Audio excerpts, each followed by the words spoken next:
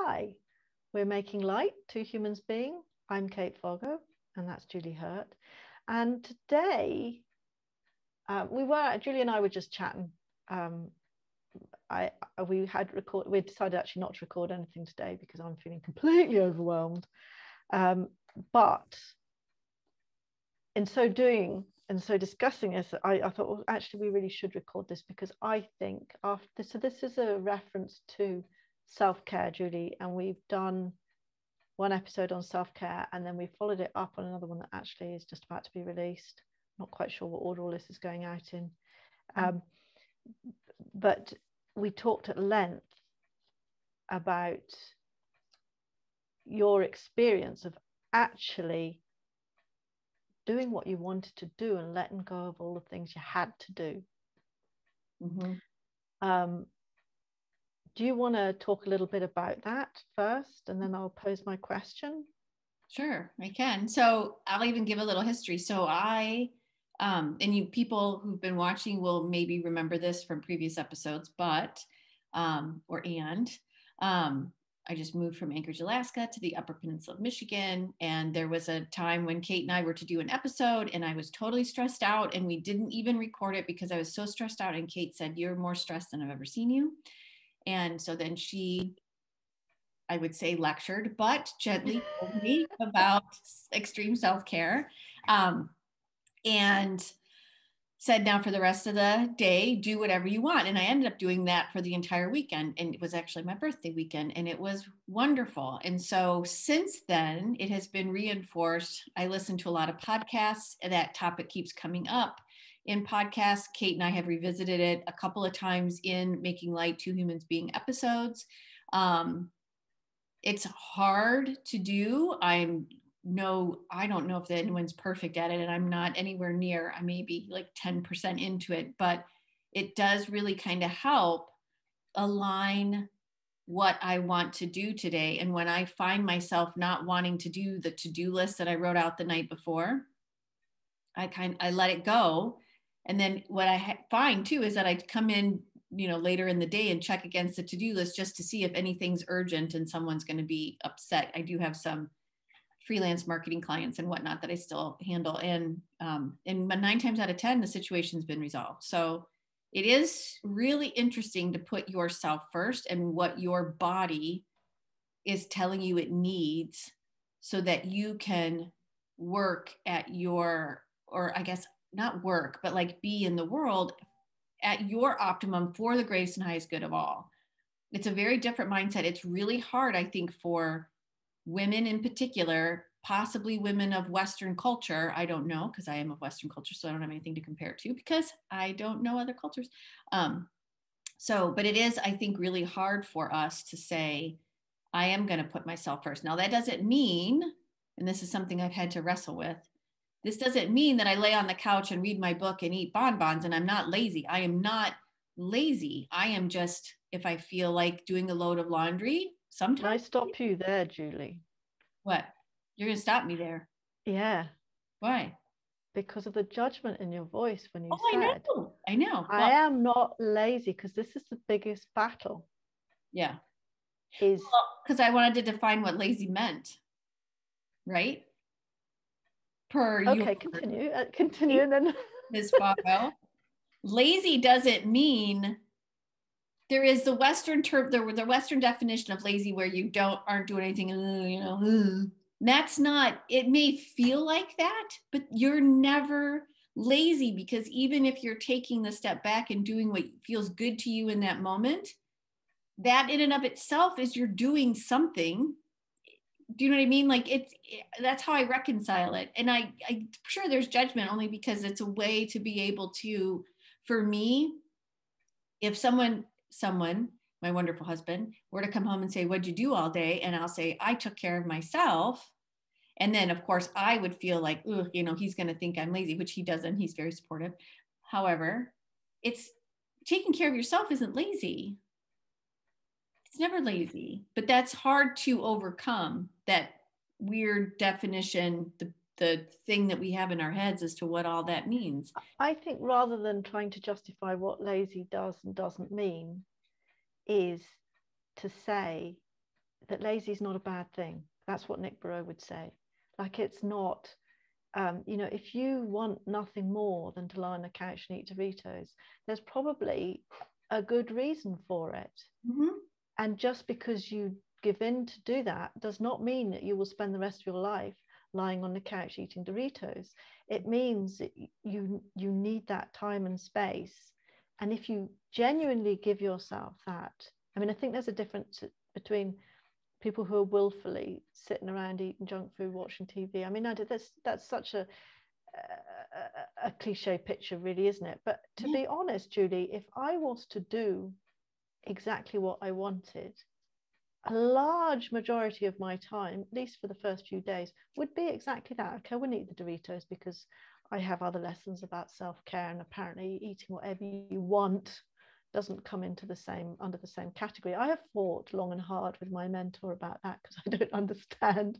And if I'm a child of the divine and I can do as I please, I don't understand why I can't eat bagels and donuts and Doritos all day. It doesn't, you know, I'm still really wrestling with that. But suffice to say, I wouldn't sit and eat that, but I would sit and watch RuPaul's Drag Race quite happily for hours. The fact is I do sit down 2 or 3 times a day, but I probably only watch 10 minutes at a time, and then something gets me up. But I think it's important to distinguish that however you feel about laziness and however you define it, actually we should throw that whole thing out, because basically, as you've proved, and I understand intellectually, albeit I can't practice it, is that what does Nick Barrow calls it, vibrational investment. Like, it's not being, he says it's not being lazy. He says there's nothing wrong with being lazy anyway, and he says everybody in the world would be better for being a little, okay, I won't say everyone in the world, because clearly there are people whose circumstances they can't control, and maybe this doesn't apply to them. For those of us that have some reasonable choice about what we do, we would all benefit from slowing down. And that, you know, that we think of this lazy. Do you know what occurred to me? I watched gosh, I can't remember the name of the film about Hitler. And it seemed to me, for someone who we sort of look upon as like a tyrant, a great leader, albeit in you know, he was a great leader, whether or not you agreed with his politics. But he spent a lot of time just doing his own thing. I mean, I'm sure when we watched this program, I got this impression that he didn't really get up till about 10 or 11, and then he'd go off and paint, and he'd go for a walk with his dog, and like, he didn't do stuff. Like, we have this idea when you have images of like the president of the United States, so they're like up at 4 o'clock in the morning on conference calls until 2 o'clock, they get an hour's sleep, you know, it's like absolutely non-stop. Now, Hitler used to go for walks, paint a lot. He really didn't push himself, from what I can see. And I actually think, again, as I know this is a very controversial statement, but the likes of Donald Trump and Hitler, I believe, are actually good evidence of law of attraction, which does not choose between what we call good and bad. It is simply a state of being. Because, you know, he pretty much got what he wanted, didn't he? Because he believed what he was doing was, you know, he didn't question. Anyway, that's besides the point. But, you know, we think that our whole culture is about, like, the harder you work, the more worthy you are, and the more you expect. And yet we all know that doesn't actually work, because how many of us are burnt out in jobs that we've given our heart and soul to? And there is no rainbow. There's no relief at the end of the hard working day. There's just more. Right. And you were talking before the Hitler Trump thing. Oh shoot, now I lost it again. Oh, I know. Like, our teacher's been trying to get me to tap into my anger. And so in self-care, I've actually used the anger as an indicator of, I don't need to be doing that. And I think what's also backing up what our teacher's been trying to help me with, and also then I have Abraham Hicks podcast that kind of back up what she's been saying too. But this, I'll see my to-do list, and it's getting to a certain time of the day where I'd really rather go take Lucas to the post office. We can go get our mail and he can get a treat and all the things of a small town that I'm enjoying. But if I look at my to-do list and it's like, oh, but if I did this one other thing, then I would be done. And then I can feel that anger, like, no, I need to do this and put myself, my dog first. Wow. That type of, so that little tidbit I'm using as like a flag of like, what, wait a minute, you need to go take care of yourself. And then when you come back, that thing will still be there, or it may resolve itself, who knows, or it can actually wait till tomorrow. It doesn't have to be done today. And I'm finding that if I use that flag, life feels more easy. I don't want to say. Now I hate you. No. No, because this is why I wanted to talk to it on air, because I'm so jealous. Is that the right word? You can say, I mean, let's just explore. Yeah. I am. I know it was me that went, oh, what you really like is extreme self-care, because I'm so full of fucking good advice, aren't I? And I've been really trying to do it myself. And then this week, and maybe this is why this has all had to happen, the last 2 weeks, well, last week I was all stressed and that. And I'm not as bad this week, but it's still there. I absolutely know that as long as I am in this state, there is no relief. There is no relief, because I'm just creating more and more stress around all the shit I have to do. Right. Law of attraction. So I absolutely know that. Mm-hmm. But now I'm getting fucking frustrated and angry because I cannot see what I can let go of. And that was what I was going to ask you. So I get it. I do know that I put a lot of, there are a lot of self-imposed jobs, and one of them was the editing of this. That's why I did. So I did try and stop that. But what made me annoyed about that was I wanted to do that, and it was the only thing that I could let go of. And that made me even more angry, because it's like, well, in order to let go of stuff, I'm letting go of the things I want to do. That's not the point. So I guess in your new enhanced status. Well, yes. How, Julie, do you let go of okay, so I run a guest house. At the moment, it's really busy. I've got myself a cleaner.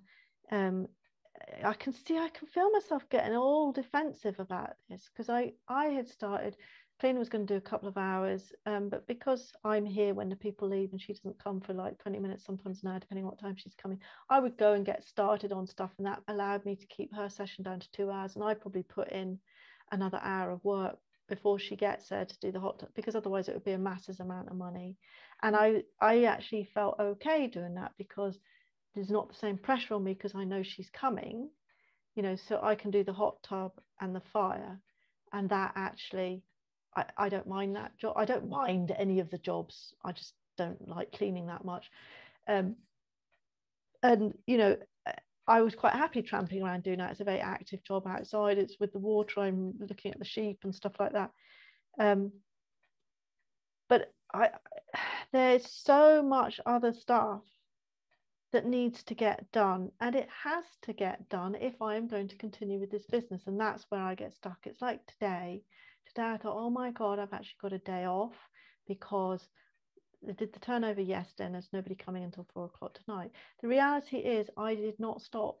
I went up to eat 15 minutes before we started this call, because I had to do the ironing, the laundry, all the stuff that doesn't get done now. It's probably only an hour and a bit's work, but mix that in, I had an hour's session with Annie, that's 2 hours, and I get up at 6:30, didn't meet you here till 2. What the fuck? Like, I don't know. And then I've been thinking about it. I had some parcels from Amazon, because all my firewood comes from Amazon. So I'd unpacked all the kindling, and I'd unpack the firelighters and put them away. This is all for the guest. Do you know what I mean? There's all this stuff that needs to get done. How do you let go? I can hear myself whining. Mm-hmm. How do you let go of the things that have to happen? So here's what I've started to do. So I have freelance marketing, and I have 2 clients right now, and I have my Julie Heard Intuitive, and I have Making Light, and I have 5 days a week in which I can do those 3 things, because the weekends we're still moving into our house and getting settled, and I like to focus on that. So I've delineated time in that regard. What I've been doing is there are days that are absolutely packed. Like today's actually pretty packed. And I knew that going into the week. So I knew what day was going to be packed. So today I just let go. I know I'm not going to get, I know I've got this time with you and I'm present for this. And then I have to go look at countertops with my husband and I'll be present for that. And so I kind of set it up so I can see what I have to do. Like I'll check it out early as Friday. Or check it out as early as like yesterday night. I checked out all of next week because we're leaving Thursday night to go see my family in the lower part of the state. So I'm feeling frazzled. So I'm like, do I have time next week? So I just look to see where I'm going to have time. And then I think, here's what I want to accomplish or what I want to do, not necessarily accomplish, because I don't want it for you to get tied up in the have to do, because that's a trap. I think this have to do can be a trap because I'm not going to go there. So the have to do can be a trap. But what do I want to do today, the rest of this week while I'm here in my house, and next week? So I know one of the first things I want to do is promote the latest episode of Making Light. That's the first thing. And I will shut all other pieces of communication off. That's what I want to do. The second thing, and this is the other thing, is I've started to prioritize Julie Here Intuitive and Making Light. Those things come first. Well, outside of, me taking a shower, possibly. Sometimes I don't even take a shower. And making sure Lucas has what he needs. So he sleeps most of the day, which is fabulous. Just to say that Lucas is your dog, not your child. My dog, yeah. He's my dog behind me. Anyway, so, but I make like, those are the things. So I figure out, okay, so if that's what I want to do, that's absolutely what I didn't do. Is there anything pressing that my other two marketing clients are going to need? And if there is, then when do I need to figure out how to do that? But I look at it from a place of my stuff comes first, because up until a couple weeks ago, I would always put the marketing clients first before this stuff. I love Julie Here Intuitive and Making Light. I want those two things to grow. That's where makes my heart sing, as our teacher always tells us. That's where my focus wants to be, as well as, my dog. I love my dog. I love my husband, but you know what I'm saying. Anyway, so I've started to kind of make just one little to-do list, if you will, and it'll be number 1, Making Light SEO, for example. Number 2, Google My Business, Julie Here Intuitive. And that's the only 2 things I need to worry about. The rest of the stuff will happen. So I would suggest for you, this shed stuff, there's just so much around it for you. Like I can just feel it all right here. And I don't know, excuse Lucas, I don't know if that's what he's like, yeah. I don't know if the shed, how do I want to say this? So like I said, those 2 things, the Making Light and Julie Here Intuitive, make my heart sing. The marketing stuff, I'm helping somebody grow their business. It's lovely. It's a nice thing to do. If I didn't have to do it every day, I sure as hell wouldn't do it. Like the time that it took us to drive from Alaska to Michigan, I had a month off. I didn't think about those things once. And so when you saw me stressed out that day, that's what helped me start to think about, wait a minute. And I could see, and it's taken, now we're in the latter part of June. So it's taken me a couple of months to start to, it takes time to make this transition. And I still have the marketing clients. I already know though, just in the last couple of days, that at some point, maybe by the end of the year, maybe within a year, I'm going to work to take those marketing clients off my plate, because not that I can't do it, I don't want to do it anymore. I want to do this. And I know that if I spend my energy in promoting the 2 intuitive things, things will get better, because I'm coming at it from a place of where I want to do, and then law of attraction kicks in, right? So I feel like The shed, I think the question for you is, how much does it make your heart sing, the shed? I have moments, but not really. It's more, I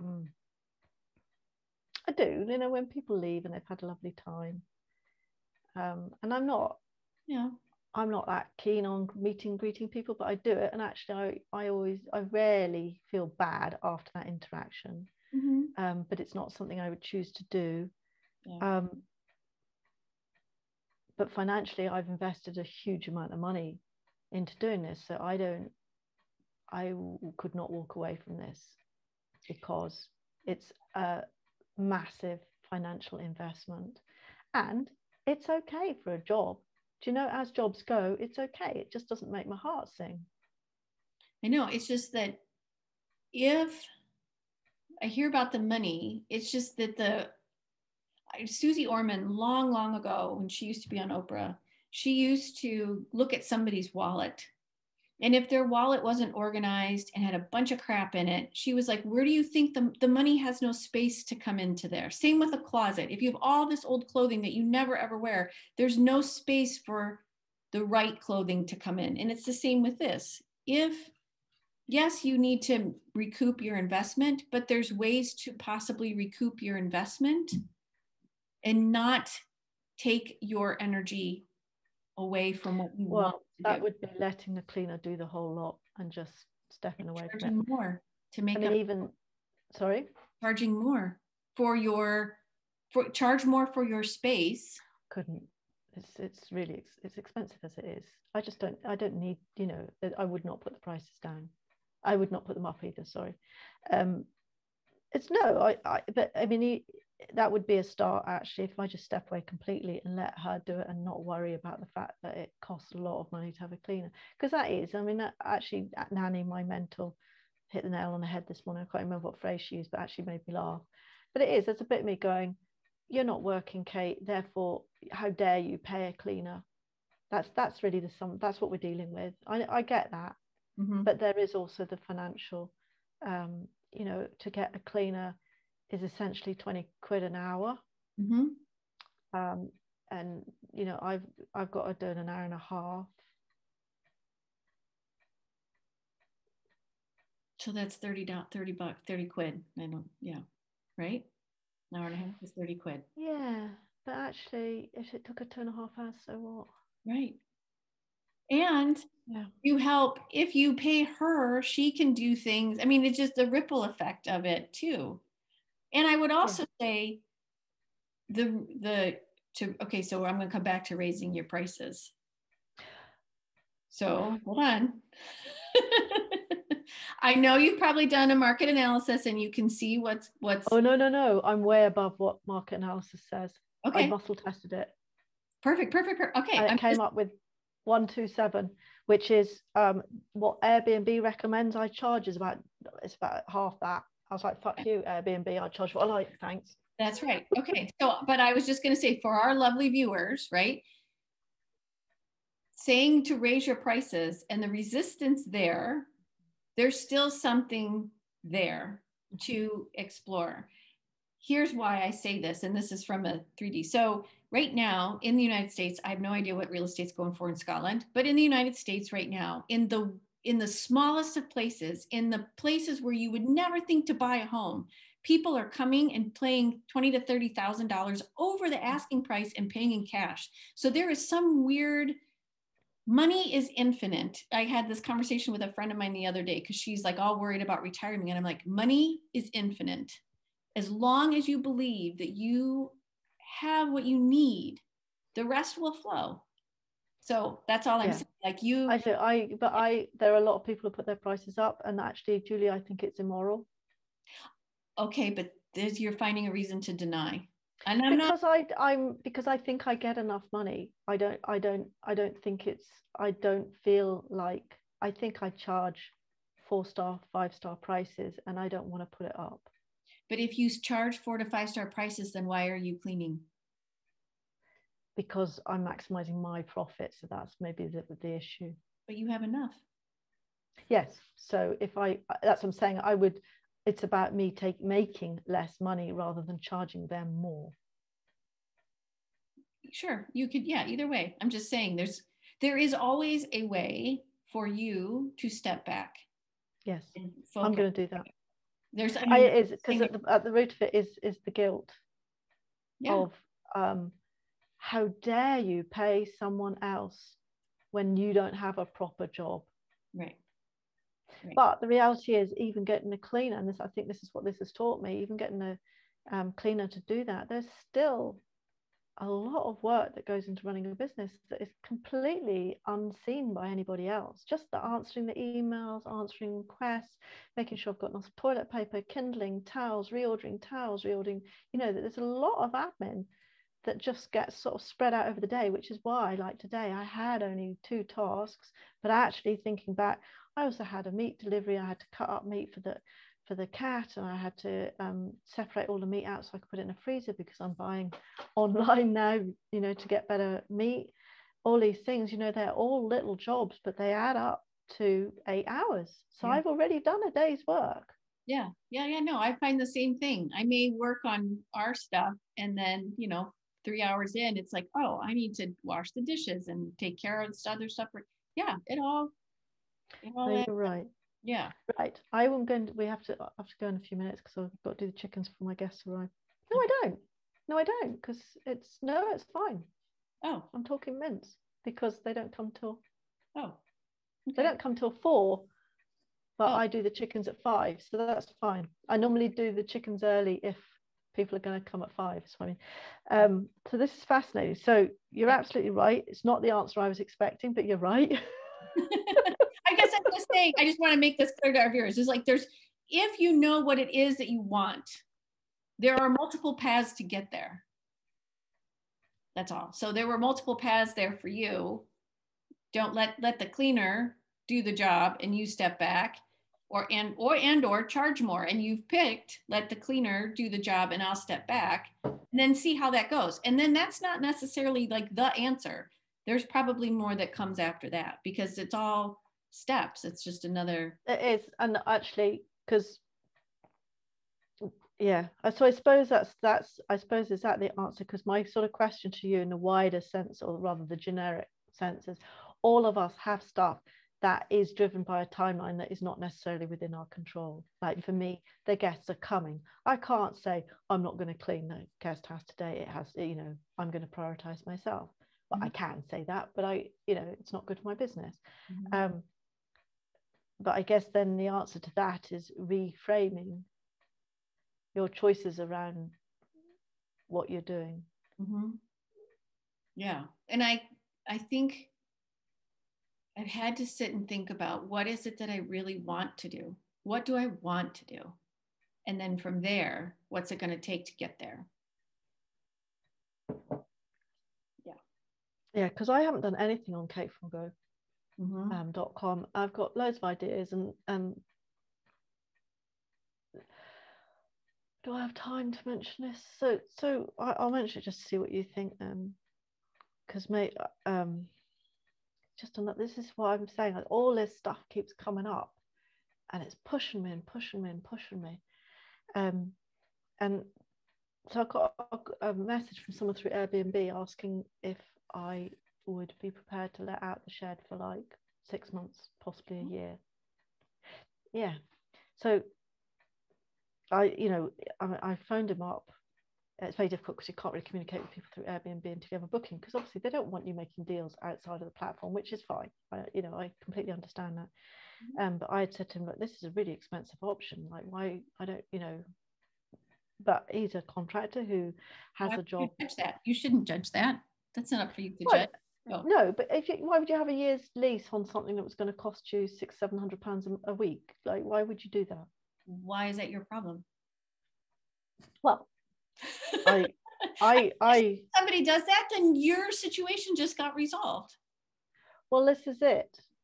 Yeah. This is it. Is I don't know. I mean, I spoke about this with Annie. Gary's very suspicious of it. I'm sort of like, well, maybe he's used to nice things in life. It's a very, very small space for some of them. But then I'm thinking, never mind all of that. I actually don't know how I feel about committing a place on my property to someone for that length of time. Like suddenly it's not about the money. Yes, that's a fucking brilliant. I'm getting money, albeit it'll be slightly less, but because obviously I wouldn't charge him the same amount. He doesn't want to use a hot tub, so I would have to clean once a week. That would be an hour's work a week. And then, you know, that it sort of takes out the whole. I don't know if I'm being presented with an opportunity or whether I'm being presented with an opportunity to actually stop and think, that's actually not what I want, because I don't like the idea of being tied in to somebody. What if I don't like him? What if he turns out to be a horrible tenant? What if he expects visitors? I mean, I can write all these rules, but when push comes to shove, if he's living on my property, and also it means that I will lose my status in the business as it stands now, because obviously I'd have to come off Airbnb. So all my reviews and all my superhost status and all of that, I would probably lose that. So when he leaves, I'm starting again. Does that matter? Don't know. You know, suddenly all these things are happening, and I'm like, I don't know if I'm suspicious of this because Gary is, or it's because that's too easy, and we know that Kate doesn't like to take the easy path. Right. So you want some advice? You want my thoughts? Okay. So if someone's approached you with this option, there are ways for you to explore it. I completely agree with you. Oops, sorry. I completely agree with you that it may not be the right solution for you, and for you to see if you want somebody on your property for that amount of time. I think that's a very valid way to go. If you're still curious, you could say, why don't you come and spend a weekend or a week here and let's do a trial run? And if he agrees to that, great, green flag. Or as Matthew McConaughey would say, because he has a book called Green Light. If he agrees to that, green light. If you like how the week goes, then you can say, okay, now let's try it for 2 months. Green light. And if he says, like, I don't necessarily want that, I want 6, you're saying, well, these are the reservations that I have. You know, I'm not sure I want some. And the full transparency in how you feel about it, that you're open to the idea, and here's what I need to be to stay open to it from you, human being, then you can explore that going forward. If you feel right now, I know I do not want somebody around for that length of time, then don't even pursue it. I will say that listening to you with all of the work and the investment and the burden that you put on yourself with the money situation, which I totally relate to because of not having a salaried marketing job anymore. I totally relate to that. Burden could have just been, here, universe just gave you an option where you're still making money, you're making really good money, and life just resolved itself. And yeah, but you have now another issue, which is, do I want someone around me all that time? Well, also it's just a commitment that I don't think in me living with someone for a week, I think that could weed out bad people, but I don't think it would necessarily weed out someone that you know, because you know, a tenant could be awful in so many ways that you'd never know in a week. Right. So then you could try do a second trial run for, if you would agree to it, or you just have an iron. I don't think he would. He's a contractor. He needs to know that he's got somewhere to live. Okay. But no, now wait a minute. You have to be careful, because you're like, but I don't think so. You're already putting. Yeah, no, I don't know if living with someone for a week would address the concerns that I would have longer term, if you know what I mean. Then do a month. Sorry? I'm just saying, then do a month. Do what you feel is right, I guess is what I'm saying. Well, this is what came up with Annie. Yeah. And that's the problem, is I'm always afraid of not getting it right. And also that I don't, you know, I look to other people as being experts in something, and she says I am perfectly capable of working this out, and it's just that I don't trust. So my inclination was, these are my terms initially. If you agree to these, in principle, I will investigate further. But immediately Gary said, why would anyone spend that much money when you can live in a travel lodge for cheaper? And I agree with that, but I don't feel it's my decision to make, you know, because we're talking of him, you know, if I was to keep my rates, but taking off the cost it takes for when I have guests, like the fire and the hot water, the hot tub and all of that, you know, I could offer it to him for sort of £600 a week. That's a fucking shitload of money for somewhere to lay your head, which is what he's looking for. He's a contractor. He does 11 days on, 3 days off. Presumably goes back to Ireland for 3 days. Do you know what I mean? He literally just wants, why doesn't he want to stay in a travel lodge? You know, there is that doubt in me.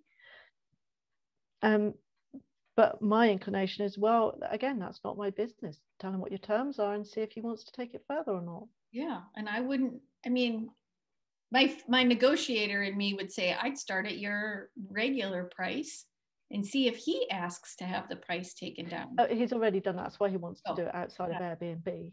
Okay, got it. But he didn't flinch when I told him I'm fully booked, and at the moment I'm making, you know, over £3,000 a month. Are you prepared to pay that? You know. Mm-hmm. And he didn't flinch. No, but that's because I think he's confident that outside of Airbnb he'll get it a lot cheaper. I don't know why he thinks, you know, I suppose because it's guaranteed income, or he makes a shit ton of money as a well, exactly, that's the other thing. But it's a very, again, and like Gary says, why would you want to live in such a small place? And I agree with that. It's beautiful, but it's a room. That's all he needs. I mean, travel lodge would be the same, but at least here he has a place where he can walk and be by himself and get out of the urban area, right? Mm-hmm. Yeah, maybe, yeah. I don't know. But what it came down to this morning with Annie is just this, that I believe there is a right way and a not right way to do things, and I'm terrified of getting it wrong. Oh, I know. That's big. That's a big thing we've been talking about with our teacher too. For me, remember the last time she said, she specifically said, you cannot do this wrong, the thing I had to do. You cannot do this wrong. Like her guides made sure I heard there, you can't. And so all of this, you cannot do it wrong. You can only do it right because you're co-creating with the divine. Yeah. And I know all that when I tell other people. And it's the same thing with the self-care. When I hear my sort of whining, when I hear other people do that, I know instantly, you know, but you know, and you're like, there's always a choice. Mm-hmm. You're just not open to it. So there is a bit of me that goes, okay, I could just walk away from the shed completely, but I you know, I acknowledge that as a human I am not able to do that because I made a financial commitment to it, and the only option to walk away from it completely would be to sell the house. And I'm not sure, you know, because that's the only way to recoup the money, because we will have made the money in capital, absolutely. When we sell the house, I'll get that money back. Yeah. But I don't want to sell the house. Mm-hmm. But the other thing was, and I actually got a lecture from my essentially he's my brother-in-law about this, which basically he's a sort of recent convert to the spiritual way, and he this was about the cleaner. He's like, pay the cleaner, because it's like I'm sort of going, until I step up my other businesses, I can't justify having a cleaner. And yet the converse is true. Unless I step away from the shed, my other business is never going, I can't put the energy there. So right. I do see that. Right. And I would even say this potential tenant could free you from Airbnb. So say, because you said, you know, another reason why you lose all your ratings and everything on Airbnb. And maybe at that point in time, you're ready to have the shed be something completely different. Either it's not in operation, or several of us people that are light workers that maybe want to come and visit you and have retreats and to pay you possibly. Like, I mean, there's so many possibilities for what the shed could be when the Airbnb shackles are taken off. So it could be an option for you to see what it can be outside of a platform on which you could be dependent. And I say could because who knows? You don't know yet. You're exploring. But if you look at all of this as like as an opportunity to explore, whatever may be, then maybe it becomes a bit more delightful. And from there, you're in a place of this is what I want, and therefore stuff comes.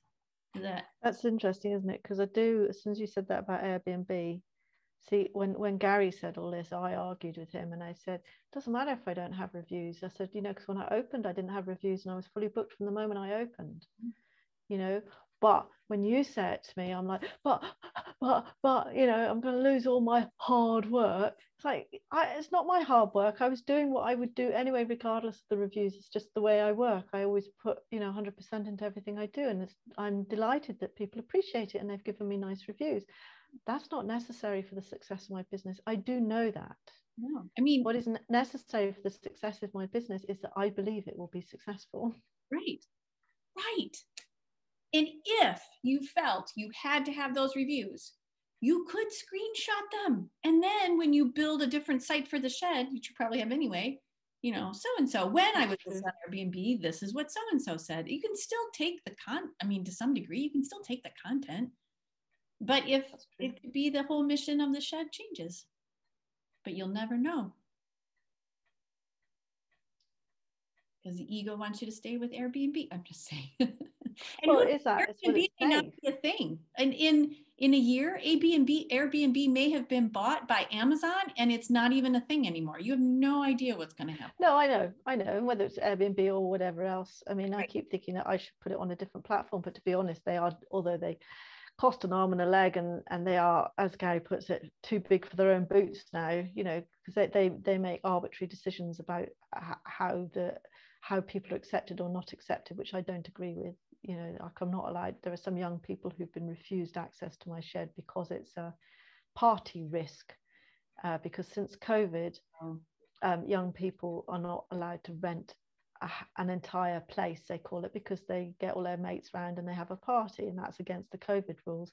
And I was like, oh, fuck it, it's a shed in the middle of the field. That's not going to happen. And yet there are no exceptions to their rules. They have become really quite, this is it. And I understand you have to have these rules, and I'm probably quite grateful for their filtering, because I haven't had anyone trash a place. I haven't had anyone try and have a party and all these things, but there's no room for negotiation with them. It's just like, sorry, that's the rules.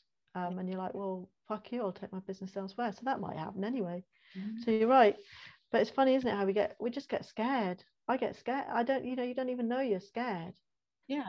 I mean, look at me getting scared this morning before we started recording about, oh my gosh, I'm in the middle of nowhere. I'm more in the middle of nowhere now than I was in Alaska. And what if Lucas has an emergency? And you're like, well, I'm sure there's an ER vet. And there is. I Googled it before I wanted to. But, it's that moment of, okay, wait a minute. What is it that I really want? And the paths begin to open.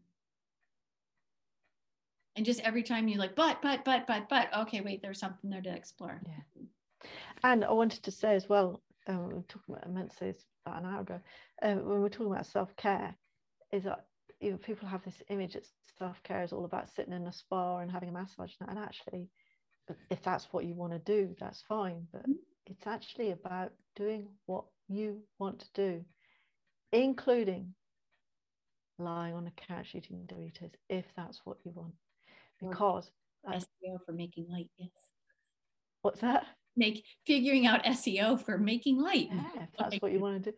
Because Abraham Hicks, I mean, their thing there, I never know what pronoun to use. Abraham Hicks says that you shouldn't actually do anything until you can't not do it. Yeah. And Nick Burrows says the same thing.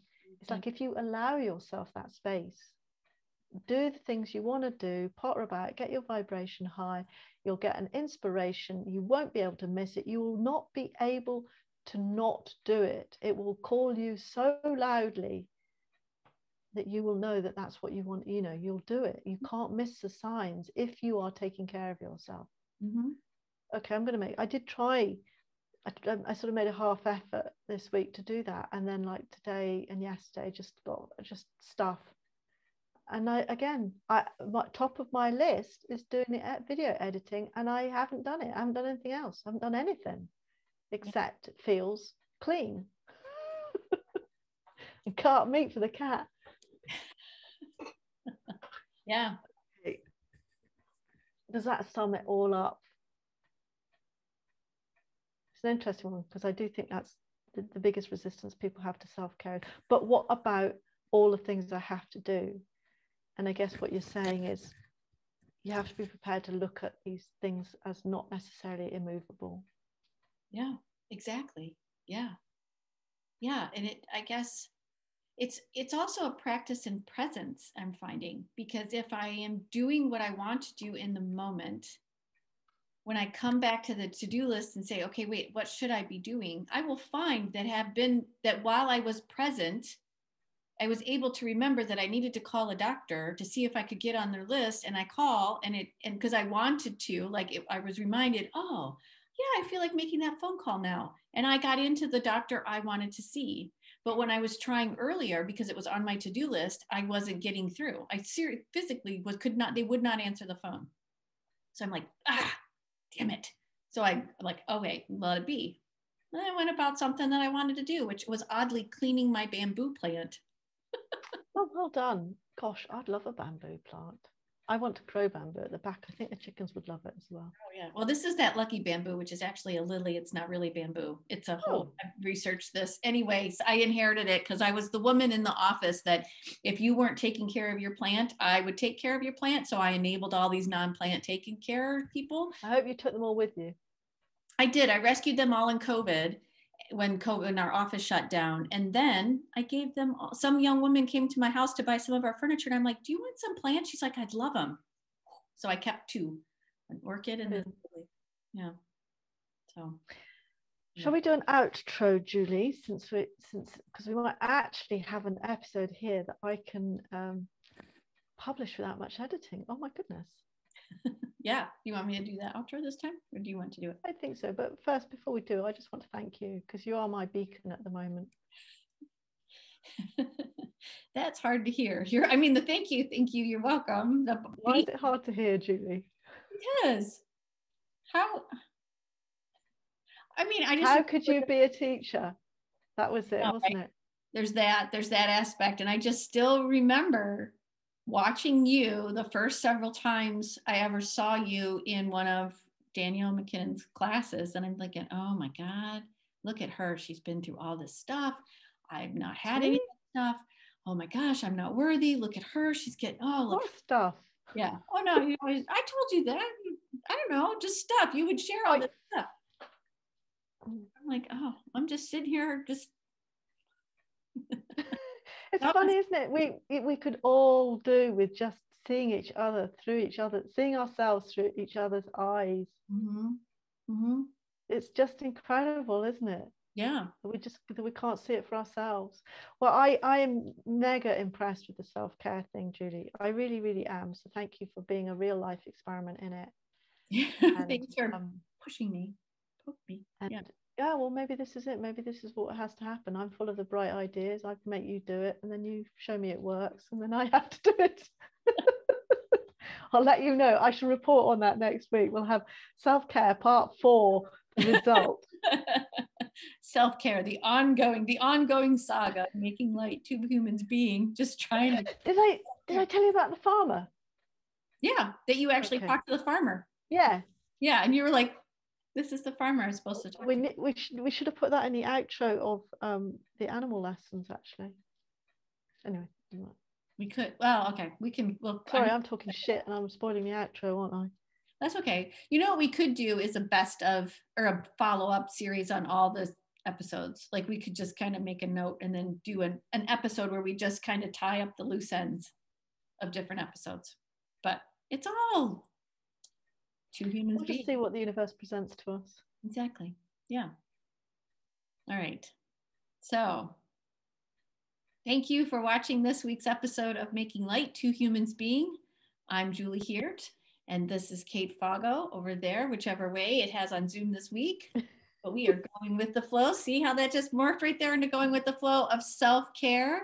And we will continue to explore this topic as we progress because it's an ongoing thing. So I hope everybody finds a way to see what it is they love to do that makes your heart sing and follow that. And we'll keep trying too. So for now, see you later. If you have any comments or questions, please leave them in the chat or go over to our Facebook or Instagram pages. Like us, follow us, subscribe, all that good stuff. so other people can find us and give us topic ideas as well. So thank you for being here. Again, Julie here, Kate Fago, Making Light, Two Humans Being. See you next time. Bye. Bye-bye.